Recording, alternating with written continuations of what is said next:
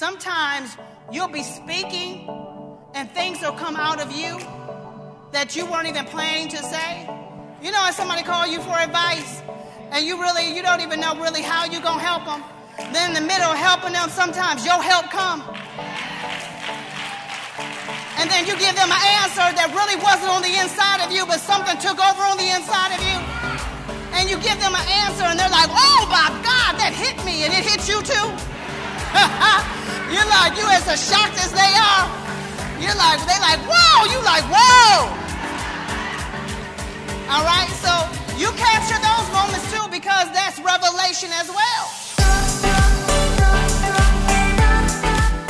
All right, so let's talk about routine. So the first thing that I did is I started to journalize. That's how the success journal came about, because it came about from the practices and principles I've been using for years. And then finally we decided, just like we did the notepad, we decided a few years ago to put it into a journal. Now, just what I use, all this stuff my staff makes for me. They make up little lookbooks, workbooks, all kind of stuff.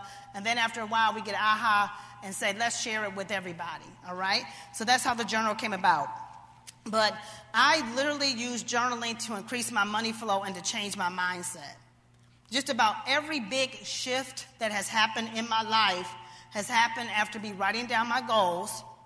Every year, I write 101 goals. That's why in the beginning of that journal, it says, write your 101 goals and don't slack on it. Really do it.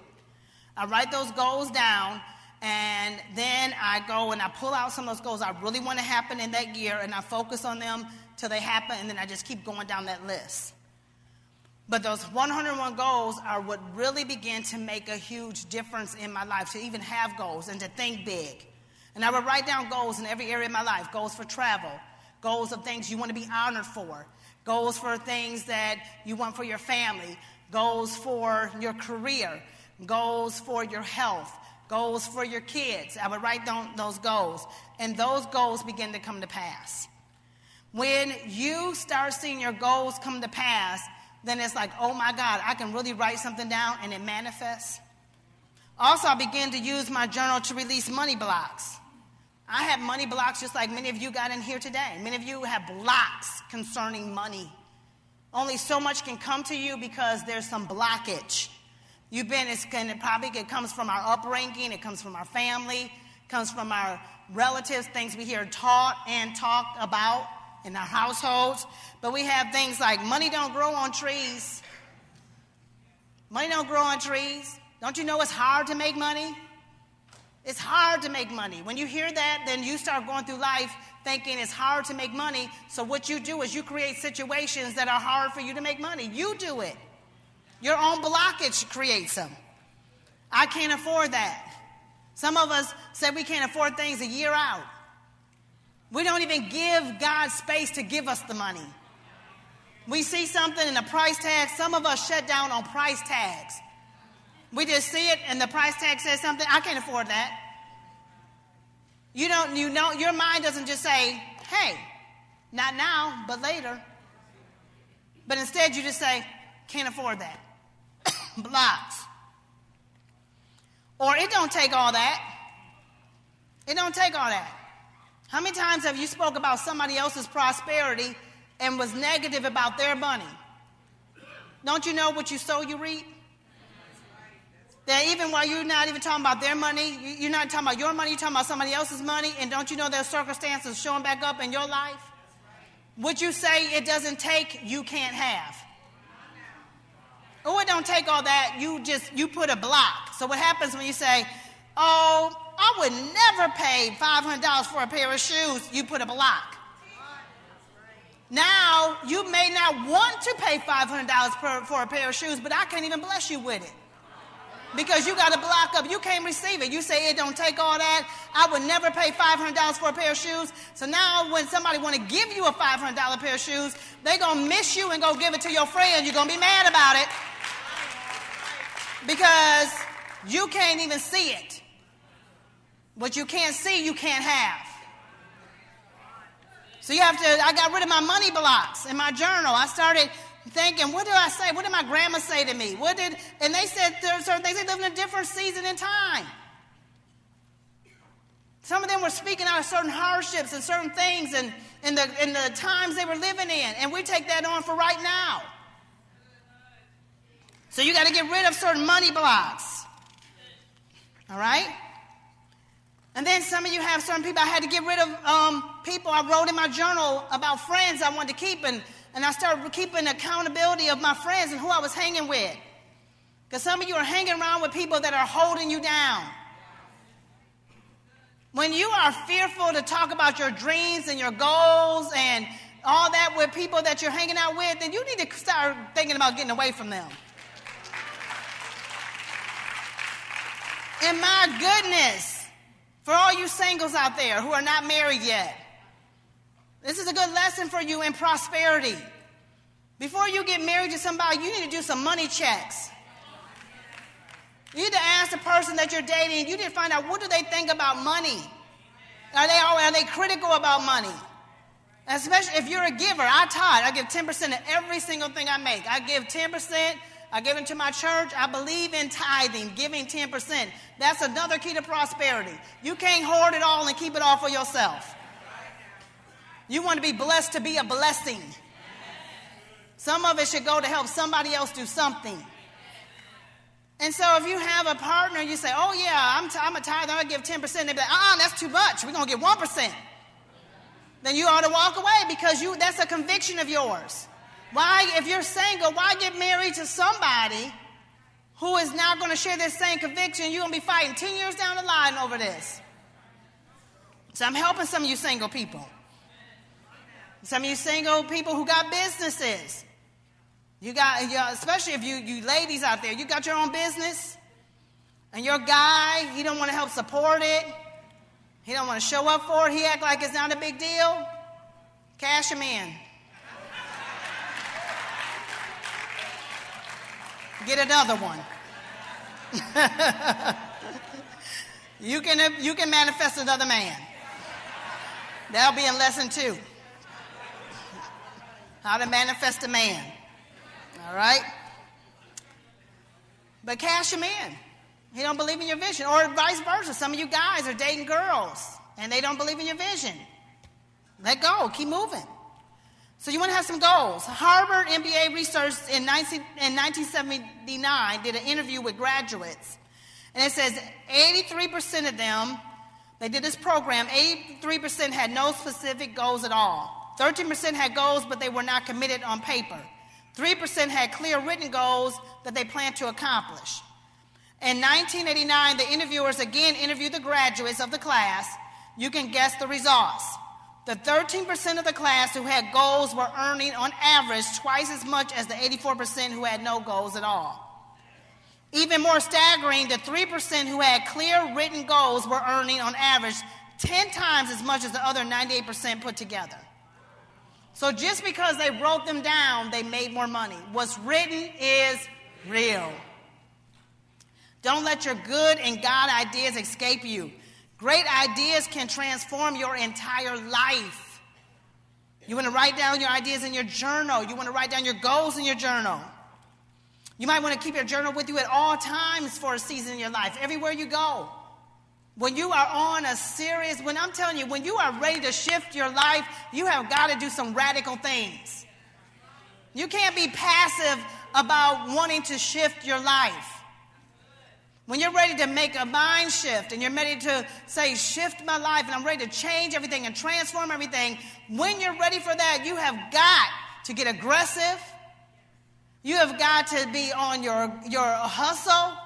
And you got to say, you know what? I'm going to just do every single thing I have to do for at least a season until this becomes a part of my mindset. In your journal, you want to record what you're grateful for, because whatever you're grateful for brings more things to be grateful for into your life. One of my clients told me she couldn't sell anything for months. So we went through a little, I'm going to do this quick, and I'm going to go through the whole story, but she said she couldn't sell anything for months. I had her make a 25 grateful list in her success journal every single night. I said, pull out your success journal every single night, write 25 things that you're grateful for. So she said after about a few weeks of this, she had an idea to do an email funnel. All right, so maybe some of you may not know what I'm talking about, an email funnel, but that's something we learned in Success Mastery about funnels. But she learned how to do an email funnel. So we had taught this class maybe like 7 or 8 weeks before this even happened, but now she had this idea for exactly how to put together her email funnel. It became after she was beginning to be more grateful. Now get this. She said she got up one morning and she said this idea hit her. And she put together her email funnel based on what? Gratitude. So she put together first email to her clients. She put together a 6-series email to mail out to all of her clients for her product. Her product, it started out with, I'm so grateful for you as a client because. Then the next one, because I'm grateful for you, I'm offering you this discount. I'm so grateful that you even follow me and I want to do this for you. So her whole thing was about gratitude. She said that it took her about 3 weeks. She sent out her emails, but over 3 weeks' time, going from no clients, making no money, she made exactly $13,500 in 3 weeks. Prosperity. But it started from where? The inside. A mindset change. She had got into a place where she was complaining. And when you start becoming a complainer, you start talking about everybody. And all you recognize is negativity. And from that place, she could not prosper. But when she started writing 25 things she was grateful for every night, it shifted her whole mentality and got her thinking in a different arena. And then the very thing that she had to do, she wrote her emails on and caused her to prosper with $13,000. So goals direct your behavior. And what you write directs your behavior.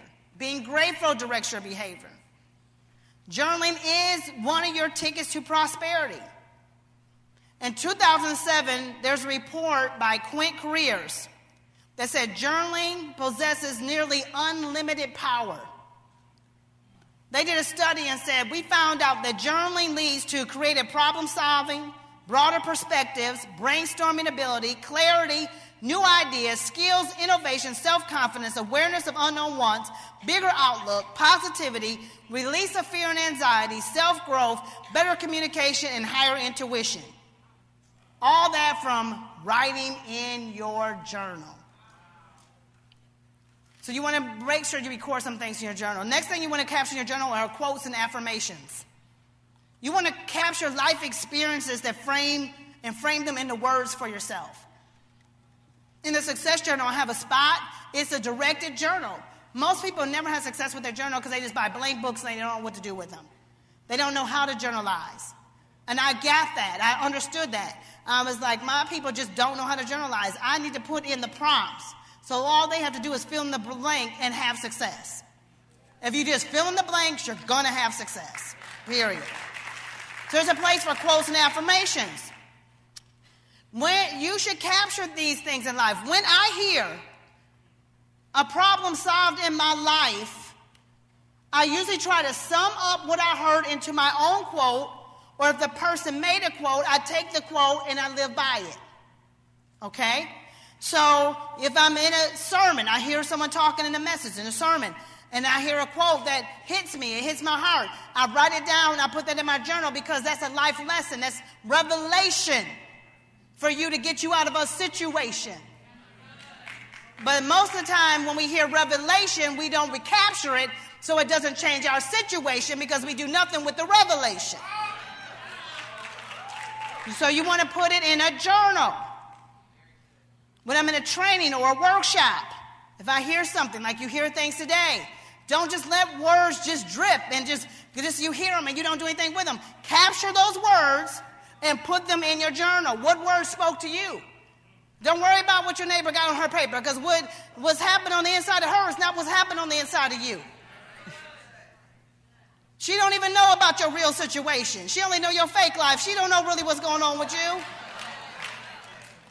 So what means something to you don't mean the same thing to her. So you take this and she might be like, what is that? That's weird. Why does that mean something to you? Girl, you have no idea. This right here just set me free. Because he don't know what you're really going through. So you capture your revelation, you put into words. So the success journal has those spots, and you put it in there. Then I found out this too. Like this, for instance, this is one of the quotes that I said. Sometimes you'll be speaking and things will come out of you that you weren't even planning to say. And then you are like, wow, it's like profound to you. You know, if somebody call you for advice and you don't even know really how you're going to help them. Then in the middle of helping them, sometimes your help come. And then you give them an answer that really wasn't on the inside of you, but something took over on the inside of you. And you give them an answer, and they're like, oh, my God, that hit me, and it hit you too. You're like, you as shocked as they are. They're like, whoa. You're like, whoa. All right, so you capture those moments too, because that's revelation as well. So I was on the phone the other day, and I was talking to somebody, and I was doing an interview, and the interview was getting really intense, and it was a really good interview. And then the guy asked me a question, and I said on the interview, I said, well, whenever you are going through something, remember what you don't feel like doing the most is the very thing that you must do to get your breakthrough. And the interviewer said, woo, can you say that again? And Audrey said, I didn't know what I said. So Audrey had to feed back to me the words. He said, can you say that again? I'm live. I was like, Audrey said, I wrote it down. Whenever you're going through. I said, whenever you're going through something. She said, remember, say something, remember that the thing you're going through is what you don't feel like doing. I said, the thing you're going through, you don't feel like doing. But it's the very thing you need for your breakthrough. He said, woo, you said it better the second time. I said, oh, girl, you saved me. Because it just came out of me. It wasn't a quote I had been saying for years. It was just something that rose up in me, and I couldn't even hardly say it again because I didn't remember what I said. But thank God she sits with me in every interview. And she records every single thing because she knows I like to record stuff. She records everything I'm saying, so we had it. But you want to capture those things. Remember, God is not required to repeat himself. So when something comes to you that's major, capture it because it may not come back again. Another thing I said in training one time that became revelation for our clients is launch before you're ready. We were in a training and I said, launch before you're ready. Quit waiting to be ready. Quit waiting for all the times to be right. Quit waiting for all the conditions to be right. Quit waiting for all the money to be right. Quit waiting for all the people to be right. It's never going to be right. Nothing's going to always add up. The money is not going to ever always be there. But if you got an idea and you got a product, let's doggone it, launch it tomorrow. Launch before you're ready. And I captured that, and it became a quote that I say all the time because that was what? Revelation. You have that on the inside of you. Capture your quotes. Then I said this one time, don't let your left hand know what your right hand doing until your left hand is what? All the way done. That came from life experiences. From me letting people know things too soon. I was so excited, and I found out through life that people aren't as excited as you are about you. So I was letting people know things that were happening, and I found out I had people very close to me that was going ahead of me where I would say, oh, we're about to do this, and they were going and trying to sabotage the deal. One person even called one of my deals I was dealing with one time and said, don't use them, use us. And the person when the deal had to call me and say, your friend called me and told me, don't use your product, use theirs. We're going to still use your product, but only if you cancel your friend. Then I came up with that quote, don't let your left hand know what your right hand doing until your left hand is all the way done.